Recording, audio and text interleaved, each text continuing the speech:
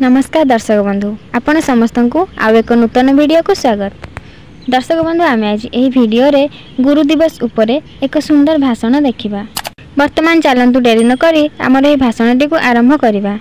सम्मानित अतिथिगण एठारे उपस्थित मोर गुरुजी गुरुमा वृंद एवं मोर प्रियर बंधुगण आपण समस्त को आज यही सभा को शुभ स्वागत। आज गुरु दिवसर यही शुभ अवसर रे मु मोर वक्तव्य देवा निमंते एठारे उपस्थित होइछि।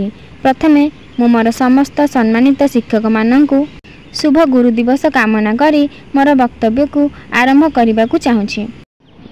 आपण मानक कठिन परिश्रम एवं निष्ठा हेतु आमे छात्र भाव में प्रत्येक दिन आपणक निकटरू किछि किछि शिखिबाकु पाउछु। सबुबेले सहायकारी स्तंभ भावे आम सहित छिड़ा होई आमर अनेक त्रुटि संशोधन करुथिबारु मु समस्त शिक्षक माननकु धन्यवाद प्रदान करुछि।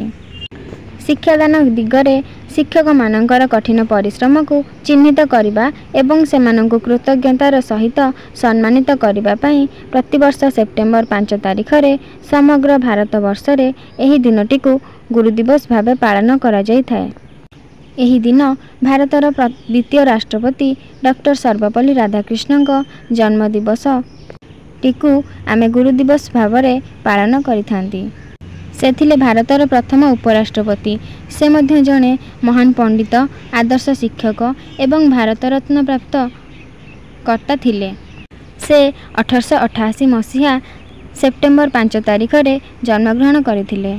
तेबे भारतर राष्ट्रपति हेबा परे तांकर किछि बंधु एवं छात्र तांका जन्मदिन पालन करबाकू तांका निकट को जाइथिले। एथिपाई से उत्तर देइथिले जे एही निर्दिष्ट तारीख रे तांको जन्मदिन पालन करिबा परिवर्ते जदि सेप्टेम्बर 5 को समग्र भारत रे गुरु दिवस भावे पालन करा जाए तेबे एहा तांको पई सौभाग्यर कथा हेबो।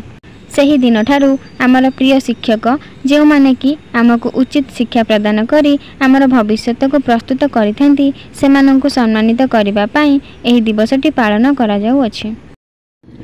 शिक्षक माने आमर सहायक स्तंभ जो माने आम छात्र जीवन रे आमको मार्गदर्शन करिबारे एक गुरुत्वपूर्ण भूमिका ग्रहण करिथांती।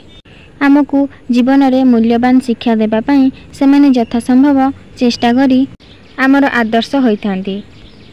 मोर पितामाता मोर प्रथम परामर्शदाता होइथिबारु एवं मो जीवनर प्रत्येक पदक्षेप रे मते सहाय्य करिथिबारु मु सेमानंकु धन्यवाद देबाकू चाहे। एही अवसर रे मु मोर पितामाता एवं मोर शिक्षक माननकु सही भली मोर मार्गदर्शन जारी रखिबाकू अनुरोध करुछि। एक निर्दिष्ट देशर भविष्यत एहार पिलामानंक हाथ रे अछि बोली कुहा जाय। एहीपरि छात्र मानंकर भविष्यत गठन रे एवं आम निज वृत्ति रे सफल हेबारे सहाय्य करिबारे जने शिक्षकंकर प्रमुख भूमिका रही थाए। शिक्षक दिवस शिक्षक मानंकर कष्ट को सम्मान देवा सह आम जीवन रे सेमानंक विशेष भूमिका को स्वीकार करिबा पई पालन करा जाय थाए। एही दिवस केवल भारत रे पालन करा जाय नाही बरं शिक्षार शक्ति को प्रसार करिबा पई सारा विश्व रे यह पालन करा जाय थाए। शेष रे मते मोर शिक्षक मानंक विषय रे एक भाषण प्रदान करिवार सुजोग देइथिबारु मु समस्त को धन्यवाद जणाई मोर अभिभाषण शेष करने को चाहे। एही गुरु दिवस रे मु निजकू एही अनुष्ठान छात्र बोली भाभी गर्वित अनुभव करुछि जहाँ मते जने भल व्यक्ति करी गढ़िबारे सहाय्य करिछि एवं मते प्रतिदिन नूतन जिनिस शिखिबाकू एक उत्साह देई आसुछि। धन्यवाद।